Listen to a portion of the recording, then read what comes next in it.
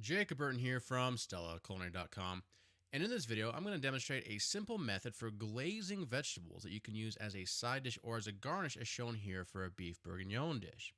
Now the beauty about this technique is the vegetables are already cooked, and all we're going to do is reheat them by creating a glaze, and the glaze is going to allow them to hold their temperature and make them really easy to serve later on.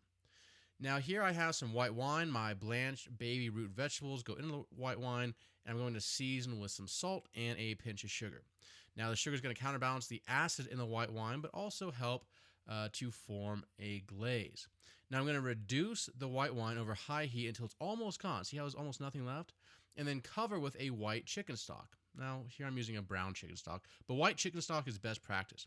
I'm going to bring up to a simmer with a pat of butter, and I'm going to reduce till it's reduced by at least about half or 3/4.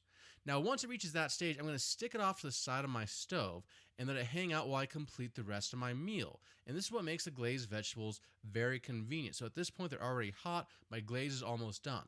Now the rest of my meal is ready. I'm ready to serve my glazed vegetables. I'm going to drop the vegetables back on the high heat and just give it a little tossy toss until the glaze is almost completely reduced. Now, because we're using a homemade chicken stock, the gelatin in that chicken stock is really helping to fortify that glaze. And see how beautiful and shiny my vegetables are?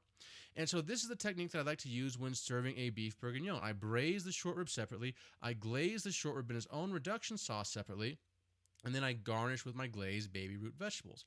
This gives me a better flavor, but also a better visual appeal. If I were just to glaze these vegetables with the short rib, they would be dark and have no contrast and not really stick out. So that's the argument for using this method. Plus, it's really simple and easy.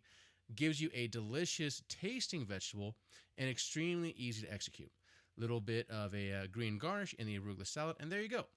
For more detailed information, including instructions on how to make this beef bourguignon dish, the stock that's necessary for this glaze, and how to blanch your baby root vegetables, check out this episode's show notes at stellaculinary.com/CT27.